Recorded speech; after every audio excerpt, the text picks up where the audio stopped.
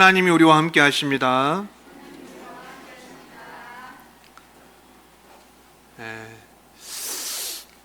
성도 여러분, 여러분에게 꿈이 있으십니까? 여러분 오늘 어떤 꿈을 붙잡고 살아가고 계십니까? 성경의 인물들을 보면은 공통점이 있는데 하나님이 주신 꿈과 비전을 붙들고 살았다는 것입니다. 오늘 두 사람만 말씀드릴 텐데, 첫째는 아브라함입니다. 아브라함은 75세 노인의 나이에 하나님이 주시는 꿈을 받게 되었습니다. 너로 말미암아 땅의 모든 족속이 복을 받게 될 것이다. 큰 민족을 이룰 것이다. 물론 그 하나님의 꿈이 성취되는데 시간이 오래 걸렸습니다. 25년을 기다려서 아들 이삭을 낳았고, 그리고 당대에는 볼 수 없었지만 이 아브라함이 죽고 난 이후에 수천 년이 시간이 지나서 1900여 년이 흘러서 예수님이 오시고, 아브라함의 후손 다윗의 자손으로 예수님이 오셔서 이제는 모든 민족이, 어떠한 사람도 유대인뿐 아니라 예수님을 믿는 믿음으로 아브라함의 영적 자손이 되고 믿음의 자손이 되고, 그리고 아브라함의 복을 함께 누리게 되는 이러한 하나님의 그 꿈이, 아브라함에게 하신 약속과 그 꿈이 이제 성취가 되었습니다. 그래서 아브라함은 하나님의 꿈을 이제 받고서 품고서 즉시로 갈대아 우르 생활을 다 정리하고 가나안 땅을 향해서 나아갔죠. 그렇게 해서 꿈을 성취하게 되는데, 또 한 사람은 누군가 하면 요셉입니다. 요셉은 17세 소년의 나이에 하나님이 주시는 꿈을 두 번 꾸게 됩니다. 근데 그 꿈 때문에 형들이 시기하여서 뭐라고 부르죠? 꿈꾸는 자가 오는도다. 이건 칭찬의 말이 아니에요. 시기의 말이에요. 그래서 그 형들의 시기 때문에 결국 구덩이에 던져지고, 그리고 애굽의 노예로 팔리게 되고, 억울하게 누명을 쓰고 감옥에 가게 되고 했지만, 그런 고난의 시간을 지나서 13년의 연단의 시간이 지나서 마침내 하나님의 꿈이 요셉의 삶에 성취가 되어서 그는 하나님이 늘 함께하고 동행하는 사람으로, 형통한 사람이 되어서 그는 많은 사람을, 생명을 살리는 애굽의 총리가 되었습니다. 물론 그를 시기해서 정말 미워했던 형들도 용서하고 형들의 생명도 살리고 가족의 생명 살릴 뿐 아니라 온 세상에 흉년이 임하였을 때 모든 사람을, 온 세상 사람들을 살리는 그러한 사람으로 쓰임받았습니다. 한 사람은 노인이었고 한 사람은 소년이었는데, 여러분 공통점이 뭡니까? 바로 하나님이 주신 꿈을 붙잡고 살았다는 것입니다. 사람이 하나님의 꿈을 품으면요, 자신의 인생을 가장 멋지고 성공적인 삶을 살아낼 수가 있습니다. 그리고 성공적인 삶을 넘어서 나도 살고, 어떻게 해요? 남도 살리는, 모두를 살리는 그런 삶을 살아갈 수 있게 돼요. 성경은 이렇게 꿈과 비전이 가득한 책이죠. 그래서 우리가 성경을 읽고 묵상할 때 꿈을 가지게 되고, 하나님의 꿈을 품게 되고, 그 비전을 가지게 되고, 그것을 잉태하고, 내가 그걸로 끝나면 안 돼요. 그죠? 기도하고 그것을 계속 내 삶에 녹여내야 됩니다. 살아내야 됩니다. 그 꿈을 포기하지 않고 그렇게 달려나가고 전진할 때 하나님께서 날마다 이 성경을 통해서 우리가 꿈을 꾸게 하시고, 그리고 그 꿈을 붙들고 기도하고 살아가면서 마침내 하나님께서 반드시 하나님의 꿈을 이루시는 우리의 성공적인 삶, 나도 살고 남도 살리는 인생, 성공적인 인생, 우리 모두가 살게 되시기를 주의 이름으로 축원합니다. 저에게도 꿈이 있는데, 꿈이 뭐냐 물으신다면 저는 아주 거대한 꿈은 아닙니다. 우리 두산중앙교회를 통해서 이 강단에서 선포되는 하나님의 말씀이 생명수가 되어가지고 폭포수처럼 흘러넘쳐서 우리 영혼이 살게 되고, 성도님들의 영혼이 살게 되고, 또 우리 인근의 지역사회 이웃들이 살게 되고, 나아가서 대구 땅 모든 영혼들이, 죽었던 영혼들이 살게 되는 구원의 역사, 생명의 역사, 그것이 이 강단에서, 예배당에서 선포되는 말씀을 통해서 생명의 역사가 나타나게 되는 것, 그것이 저의 꿈이에요. 하나님의 역사는 항상 어떻게 시작합니까? 미약하게 시작하죠. 미약하게, 겨자씨, 그죠? 그렇게 시작해요. 노인 아브라함 한 사람의 꿈으로부터 시작하고 소년 요셉의 한 사람의 꿈으로부터 시작됩니다. 그러나 그 마지막은요, 모든 민족을 살게 하는, 모든 사람을 살게 하는 생명의 역사로 마무리가 되어져요. 여러분, 자꾸 미약해 보이는 우리 교회, 그러나 우리 눈으로 보기에 불가능해 보이고, 우리 눈으로 보기에 참 허황된 꿈처럼 보이겠지만, 그러나 하나님께서 하고자 하신다면 하나님의 영광이 우리 가운데 임하여 있고 하나님의 생명이 우리 가운데 충만하게 있다면은, 여러분 하나님께서 반드시 그 우리의 꿈을 이루시고 생명의 역사로 우리 모두를 살게 하고 대구 땅의 영혼들 살게 하시는 놀라운 역사 일으켜 주실 줄로 믿습니다. 여러분, 하나님의 나라가 겨자씨와 같다고 했어요. 마태복음에 보면 13장에 이런 말씀이 있어요. 마태복음 13장 31절 32절 같이 읽어볼까요? 시작. 또 비유를 들어 이르시되 천국은 마치 사람이 자기 밭에 갖다 심은 겨자씨 한 알 같으니 이는 모든 씨보다 작은 것이로되 자란 후에는 풀보다 커서 나무가 되매 공중의 새들이 와서 그 가지에 깃들이느니라. 아멘. 겨자씨는 모든 씨 중에서 가장 작은 씨에 해당합니다. 그런데 그 씨가 심겨져서 자라면 커다란 나무로 자란다는 거예요. 그래서 공중의 새들이, 많은 새들이 날아와서 그 나무에 안식처를 삼고 깃들인다는 것이죠. 여러분, 만약에 제가 여기 사과 하나를 들고 있다 생각해 보세요. 사과가 있는데 사과를 잘라서 씨를 세릴 수 있겠죠. 그 씨앗이 몇 개인지 세릴 수 있을 거예요. 그런데 만약에 여러분 그 씨앗 중에 하나를 딱 골라가지고 그 씨앗을 통해서 앞으로 몇 개의 사과가 나무에 열매로 열릴지 그거 세릴 수 있겠습니까? 씨앗을 잘라보아도 아무리 들여다보아도 그 씨앗 하나를 통해서 맺혀질 사과의 열매 개수를 우리는 절대 가늠할 수가 없습니다. 세릴 수가 없고 헤아릴 수가 없어요. 그와 같은 것이에요. 씨앗 하나가 얼마나 작아요. 그렇지만 그 씨앗이 심겨지면 그것이 자라가지고 나무가 되어서 사과나무가 되어서 그 씨앗 하나를 통해서 해마다, 그죠? 해마다 새로운 사과나무 열매를 맺는 거예요. 수많은 열매를 맺을 수가 있어요. 하나님의 나라가 그와 같고 하나님의 역사가 그와 같습니다. 여러분, 시작은 참 볼품없어요. 미약합니다. 노인으로 시작하고 소년 한 사람으로 시작합니다. 그러나 그 꿈을 통해서 하나님께서 역사하셨을 때 수많은 사람들이 생명을 얻게 되고 구원의 역사에 동참하게 되는 민족 구원, 세계 열방의 구원의 역사가 일어나는 것, 그것이 성경을 통해서 하나님께서 우리에게 보여주시는 구원의 역사, 구속사의 그림입니다.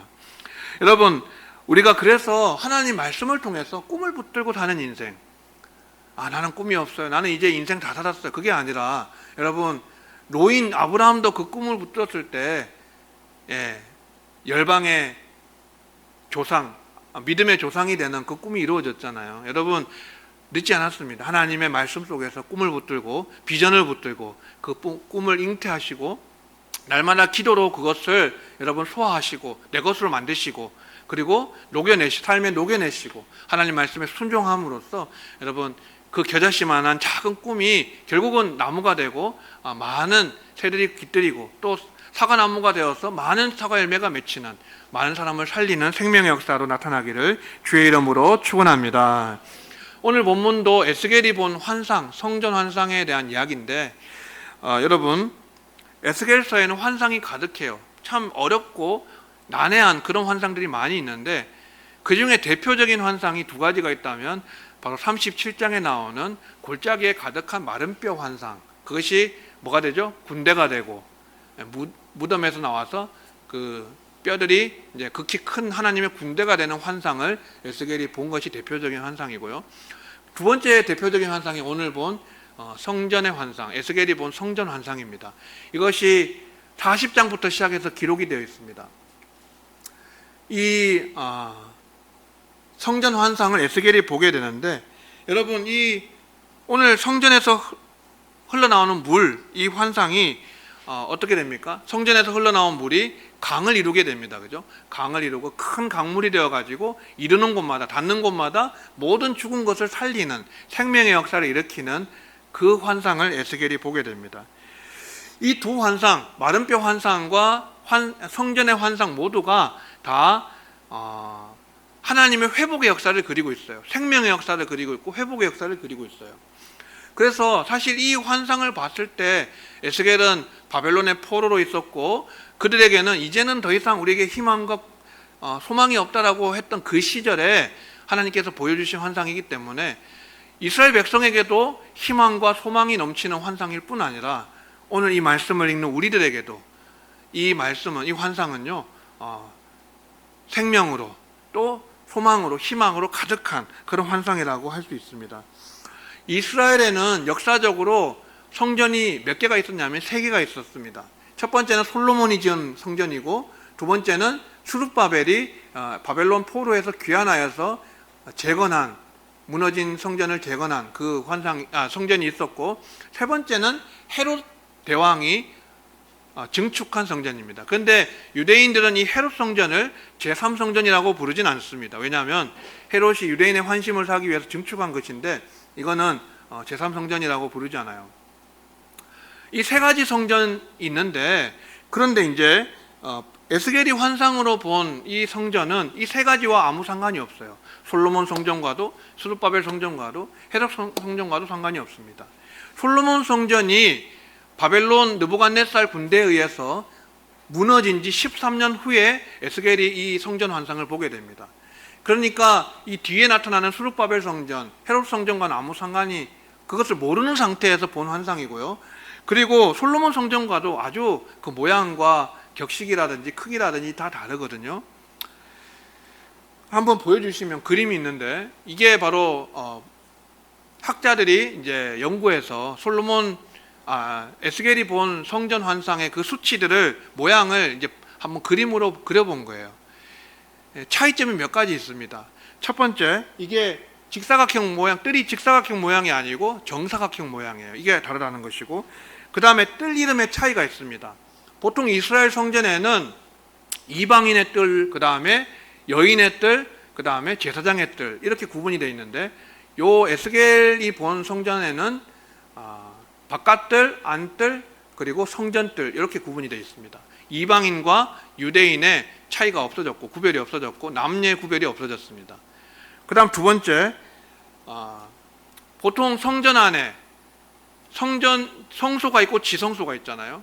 그러면서 그 성소 안에 세 가지 성물이 있는데 무엇이 있습니까? 떡상이 있고, 금 촛대가 있고, 분향단이 있습니다. 세 가지가 있는데, 이 세 가지가 에스겔이 본 성전에는 없었습니다. 떡상도 없고, 금 촛대도 없고, 그 다음에 분향단도 없습니다. 그 다음 또 차이점은 무엇인가 하면은, 성소와 지성소를 원래 그 구분 짓는 휘장이 있죠. 휘장이 딱 이렇게 구분되어 있는데, 그 휘장이 없었어요. 그 말은 지성소가 따로 없다는 얘기입니다. 성전 안에 지성소의 구분이 없다는 것이죠. 그러면 또 뭐가 없겠습니까? 언약궤가 없어요. 언약궤. 성막과 성전, 솔로몬 성전의 가장 중요한 것은 사실 언약궤가 하나님의 임재를 상징하는 것이었는데, 언약궤가 없습니다. 언약궤 안에 뭐가 들어있었다 했죠? 두 돌판, 하나님의 언약을 상징하는 두 돌판, 십계명 두 돌판이 있고, 그 다음에 아론의 땅난 지팡이가 있고, 그 다음에 만나 항아리가 있었습니다.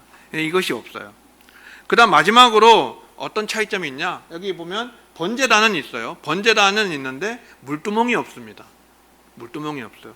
이런 차이점이 왜 생기는가라고 했을 때, 먼저 이 분명한 것은 무엇이냐면, 에스겔이 본 성전은 예수님 이후의 성전이라는 것입니다. 예수님 이후. 한 번도 지상에 세워져 본 적이 없는 성전인데, 에스겔이 환상 속에서만 본 성전인데, 그러나 분명한 것은 예수님 이후의 성전이라는 것이고, 그 성전 안에 떡상과 금촛대와 그리고 분향단이 없는 것은 무슨 뜻이겠습니까? 예수 그리스도께서 생명의 떡이 되시고, 그 다음에 온 세상을 비추는 생명의 빛이 되시고, 그 다음에 친히 대제사장이 되시기 때문에 그 안에 성전 기물이 필요 없는 것이죠. 그 다음에 휘장이 없었어요. 그죠? 휘장이 없는 이유는 예수님께서 십자가에 달려 죽으실 때 하나님이 성소 위에서부터 아래까지 그 휘장을 찢어버리셨습니다. 예수님께서 하늘 지성소에 그냥 들어가셨거든요. 그래서 누구든지 예수님의 보혈을 의지하는 자, 주님의 피를 의지하는 자, 그는 하나님의 은혜 보좌 앞에 이제는 담대히 나아갈 수 있다라는 것을 보여주셨습니다. 그래서 이제 휘장이 없고요. 그리고 언약궤가 없는 것은 무엇입니까? 예수님께서 그 돌판, 언약의 돌판, 십계명 두 돌판, 그게 언약을 상징하고 율법을 상징하는데, 예수님이 율법의 완성자가 되시기 때문이고, 또 만나를 담은 그 항아리가 없는 것은 예수님께서 생명의 떡, 우리에게 만나, 생명의 말씀이 되신다는 그 이유 때문일 것입니다. 물두멍이 없는 이유는요, 그 물두멍은 제사장이 제사 드리기 전에 손발을 씻기 위해서, 수족을 씻기 위해서 있는 것인데, 이 물두멍이 없는 이유는 예수님의 피로, 보배로운 피로 이미 우리가 정결케 되었기 때문에, 그러니까 예수님 이후의 성전이라는 것이에요. 예수님은 헤롯 성전을 바라보면서 너희가 이 성전을 헐어라. 내가 사흘 동안 일으킨다. 당신의 육체가 성전이라고 하셨잖아요. 예수님 이후의 성전, 우리가 천국에 가면 이 성전을 보게 될지는 모르겠지만 어쨌든 이 성전은 한 번도 지상에 세워져 본 적이 없는 성전입니다. 자, 우리는 에스겔서를 읽으면서 참 심판의 메시지가 너무나 많다는 것을 확인하게 됩니다. 왜 하나님의 그 심판이 그토록 엄중하게 이스라엘 백성들에게, 하나님의 택하신 백성에게 임해야만 했는가? 대표적인 죄가 바로 우상숭배죄죠. 심지어는 성전 안에서도 우상숭배가 행해졌다는 것을 에스겔이 환상을 통해서 보고 그것을 고발합니다. 그래서 에스겔 10장 18절에 보면 이런 말씀이 있어요. 여호와 영광이 성전 문지방을 떠나서 그룹들 위에 머무르니, 하나님의 영광이, 여호와 영광이 성전을 떠나시게 됩니다. 이 성전은 에스겔이 본 환상 속에 본 성전이 아니고 바로 솔로몬 성전을 말하는 것입니다. 솔로몬 성전. 이 성전에, 처음 지어진 성전에 너무나도 많은 이스라엘 백성들이 우상 숭배, 많은 죄를 지었기 때문에 하나님의 영광이 떠날 수밖에 없었어요. 우리 하나님은 거룩하신 분이시죠. 그래서 죄와 함께 하실 수 없는 분입니다. 성도는 거룩한 무리들이잖아요. 구별된, 하나님이 거룩하게 구별하신 무리이기 때문에 우리는 이스라엘 백성들의 역사를 통해서 교훈받아야 될 것이 뭡니까? 하나님의 백성이라 할지라도 범죄하고 특별히 우상 숭배 죄를 지으면 하나님이 징계하실 수밖에 없다. 잠시라도 하나님 그들 떠나실 수밖에 없다는 거예요. 다시 돌아오시긴 하시지만 그들 정결케 하시고 다시 연단하시고 징계하신 다음에 다시 돌아오시긴 하시지만 그 죄된 상태에서는 하나님 함께 하실 수 없다는 것이 말씀을 통해서 우리에게 교훈해 주시는 거예요. 그러니까 여러분, 오늘 이 에스겔이 본 성전에서도 다른 건 다 없지만 번제단이 그 가운데 있는 이유는 뭡니까? 속죄가 필요하다는 거거든요. 속죄.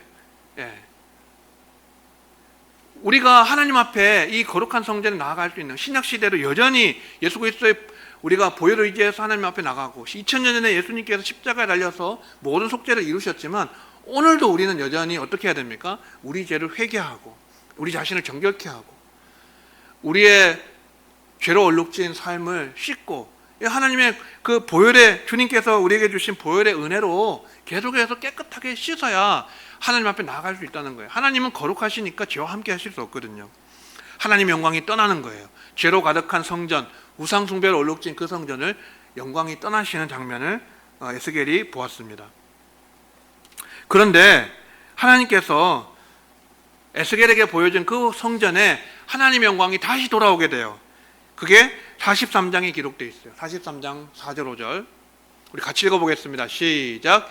여호와의 영광이 동문을 통하여 성전으로 들어가고 영이 나를 들어데리고 안뜰에 들어가시기로 내가 보니 여호와의 영광이 성전에 가득하더라. 아멘.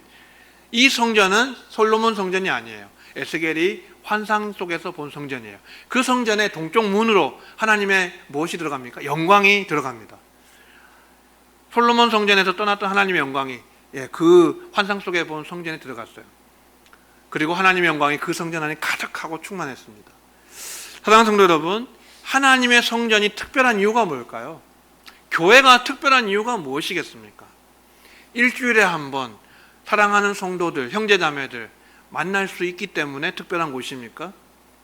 성도의 교제를 나눌 수 있는 곳이기 때문에 특별한 곳일까요? 물론 교회는 성도의 교제라고 하는 측면이 있습니다. 성도의 교제는, 코이노니아는 교회의 굉장히 중요한 사역 중에 한 가지입니다. 하지만 그것이 제1번은 아닙니다. 요즘 교회들 보면은, 잘 지은 교회 예배당들을 보면은 뭐가 있죠? 카페가 있잖아요. 많은 공간들을 두고 소그룹 모임을 많이 할 수 있는 공간들이 많이 있고 각종 공간에다가 카페도 있고, 어떤 교회는 체육관도 있고 또 어떤 교회는 흡연실도 따로 만들어 놓은 것을 봐요. 담배 때문에 교회 안 오는 것이 아니고 와서라도 피라는 거예요. 담배 피더라도 교회 와서 피고 예배드리라는 건데, 물론 그거에 대해서 왈부하고 싶진 않지만 여러분, 교회가 특별한 것은요, 여러 공간이 있고 만날 수 있고 성도의 교제를 나눌 수 있고, 그것보다는 무엇입니까? 하나님의 영광이 그곳에 있기 때문에, 하나님의 임재가 있기 때문에 성전이 특별한 것이에요. 성전이 특별한 이유, 교회가 특별한 이유는 만남 때문만이 아니라 이곳에 하나님의 영광이 가득하고 하나님의 임재가 머물러 있고 하나님을 만날 수 있는 곳이기 때문에, 그래서 성전이, 예배당이, 교회가 특별한 곳이 아니겠습니까? 여러분, 카페도 있고 체육관도 있고 모든 것이 다 갖추어진 교회 예배당이라 할지라도 거기에 하나님의 영광이 없다면 그것이 교회고 예배당일 수 있겠습니까?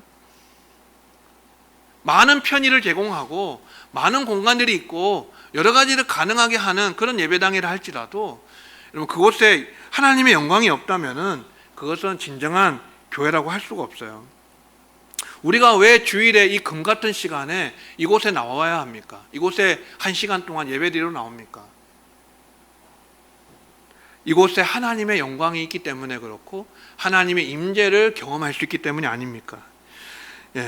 하나님의 영광이 없는 교회는 교회가 아니죠.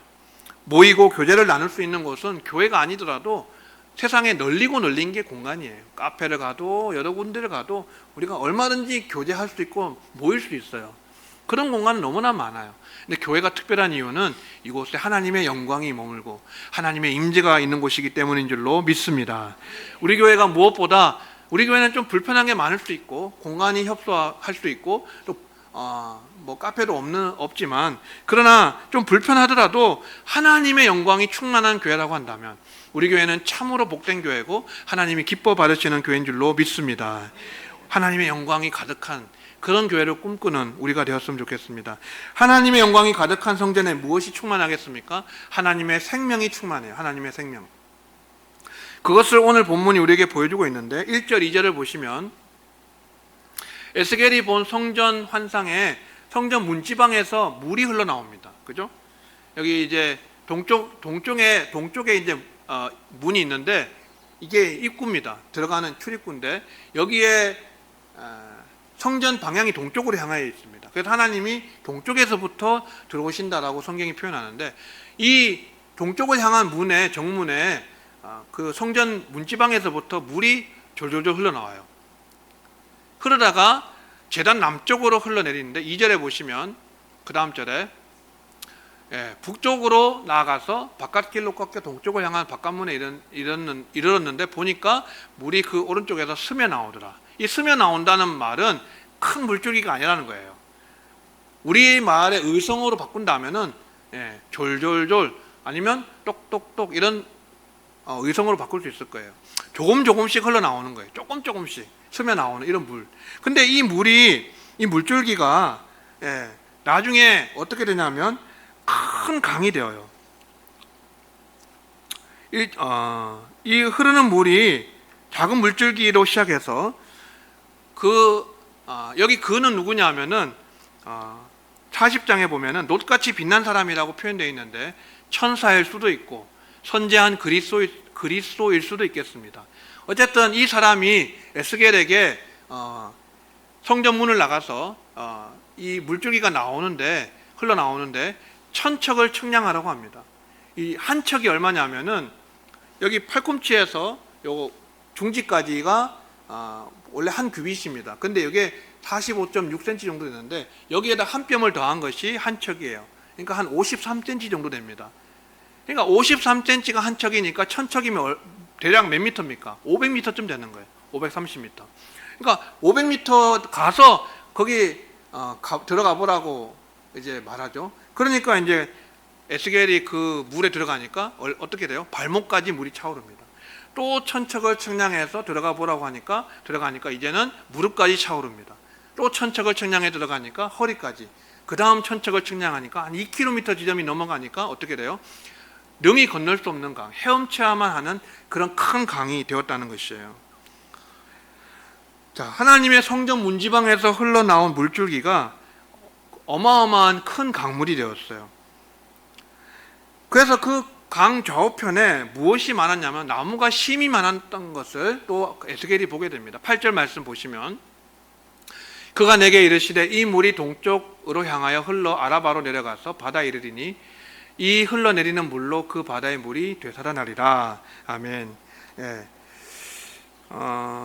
8절에 이렇게 그 물이 아라바로 흐른다 했죠. 아라바 광야에 흘러서 여기 나오는 바다는 어느 바다를 말하냐면 사해 바다를 말합니다. 사해. 죽은 바다, 사해 바다. 이 사해 바다는 여러분 아시다시피 염분이 굉장히 높습니다. 염도가 일반 바다보다 10배나 높기 때문에 거기에는 아무런 생물이 살 수가 없습니다. 요단강에서 물이 흘러서 이 바다로 들어가지만 들어가긴 하지만 나가지를 못해요. 고여 있어요. 흐르지 않기 때문에 이 사해는 죽은 바다예요. 염분이 너무 높아요. 그러니까 해수면을 제로라고 본다면 이 사해는 그 수면이 400m나 낮습니다. 400m가 낮기 때문에 물이 흘러 들어가지만 나가지 않아서 고여 있어서 이 죽은 바다가 돼요. 그런데 이 사해 바다에 하나님의 성전에서 문지방에서 흘러나온 물이 강물이 되어서 생명의 강물이 되어서 흘러 들어가니까 어떻게 됩니까? 그 바닷물이 되살아나게 되었다는 것이에요. 바닷물이 죽은 바다의 물이 살아났어요. 그리고 물고기들이 거기에 번성하게 돼요. 생물들이 살아나게 돼요. 어부들이 거기에서 또 고기를 잡게 돼요. 이러한 살게 되는 생명의 역사가 어디로부터 시작합니까? 성전으로부터 나온 물, 강물, 생명의 강물 때문에 그렇게 되었다는 거예요. 여러분, 바닷물이 죽은 바닷물이 되살아나려면 적어도 10배 정도 되는 물이 거기 들어가야 살지 않을까요? 조금 흘러 들어가서는 살 수가 없어요. 살릴 수 없어요. 그러니까 이 사해 바닷물의 한 10배 정도는 되는 어마어마한 강물이 그 안에 흘러 들어가야 이 죽은 바닷물을 살릴 수가 있겠죠. 그만큼 성전에서 흘러나온 물이 처음에는 졸졸졸 똑똑똑 흐르다가 그 물이 거대한 물줄기가 되어서 어마어마한 큰 강이 되어서 이 바닷물까지 사해 바다까지 살리게 되는 그런 생명의 강물이 되었다는 것이에요. 9절 말씀 보시면요. 같이 읽어보겠습니다. 시작. 이 강물이 이르는 곳마다 번성하는 모든 생물이 살고 또 고기가 심이 많으리니 이 물이 흘러 들어가므로 바닷물이 되살아나겠고 이 강이 이르는 각처의 모든 것이 살 것이며. 아멘. 이 생명의 강물이 닿는 곳마다 이르는 곳마다 어떻게 돼요? 모든 생물이 번성하는 모든 생물이 다 살게 돼요. 죽어가는 것이 다 살게 돼요. 생명을 잃어가는 그런 모든 생명체가 다 살게 되는 것입니다. 여러분, 이렇게 하나님의 생명의 역사는 모든 죽은 것을 살아나게 하는 그런 놀라운 능력이 있습니다. 하나님의 영광이 충만한 성전으로부터 이 생명의 역사가 시작이 되었어요.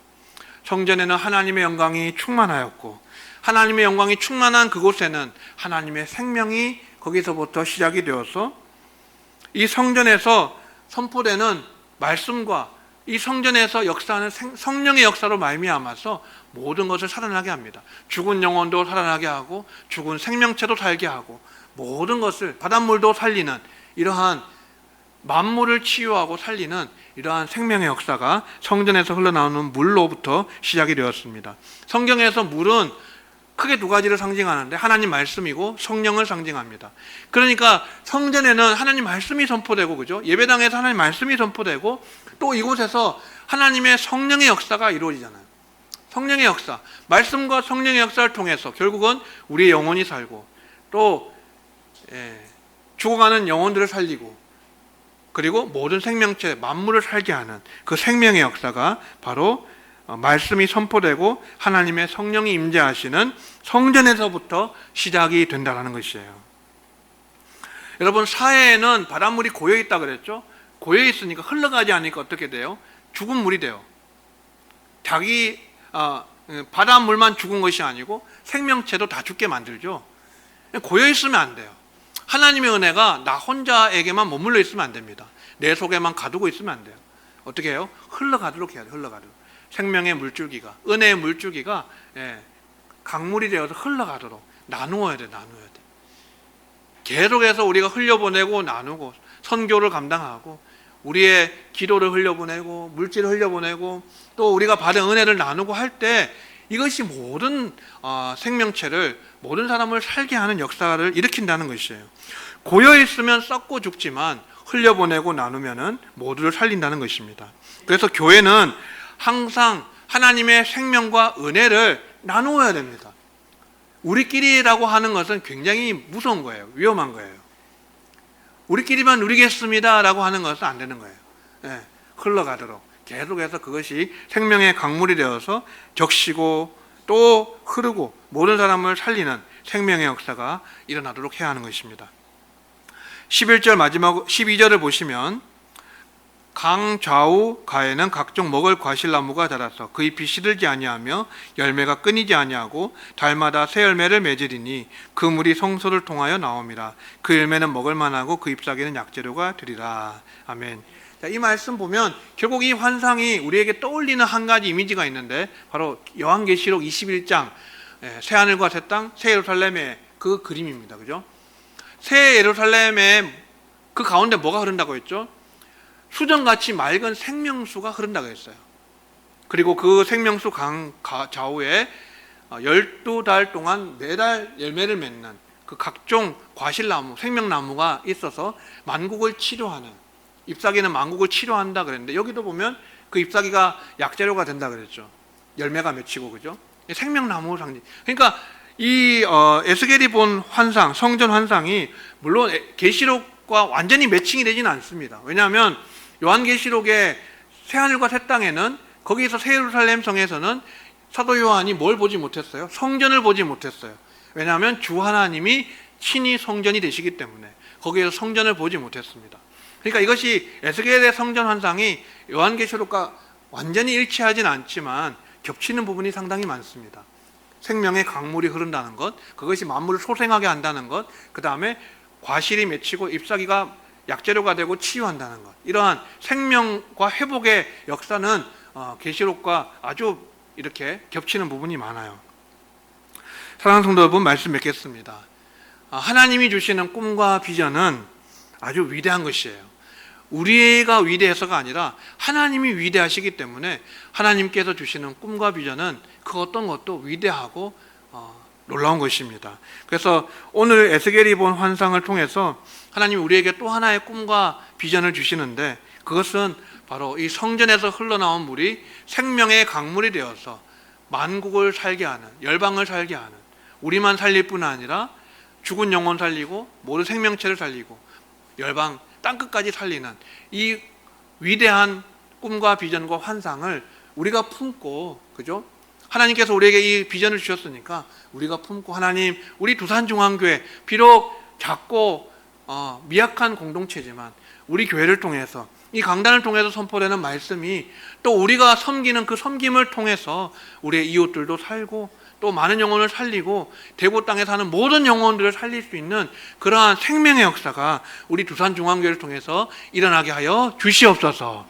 이러한 비전을 품고 이러한 꿈을 품는 것 얼마나 아름답고 위대한 것입니까? 여러분, 우리 한 사람이 살고 형통한 삶을 살고 성공적인 인생을 사는 것도 중요하지만 고여 있으면 안 돼요. 흘러가야 되고 나누어야 되고 이것이 계속해서 커져야 되는 것입니다. 바라기는 우리 교회가 55년 동안 하나님의 은혜로 여기까지 왔는데 앞으로 55년 동안 더 많은 영혼들, 우리의 이웃 영혼들, 또 대구 땅에 사는 모든 추구하는 영혼들을 하나님의 말씀의 역사와 성령의 역사를 통해서 이 하나님의 생명의 역사를 통해서 모든 영혼을 살리시고 구원하시는 하나님의 생명의 그 강물의 역사가 우리 두산중앙교를 통해서 저와 여러분을 통해서 일어나기를 주의 이름으로 축원합니다.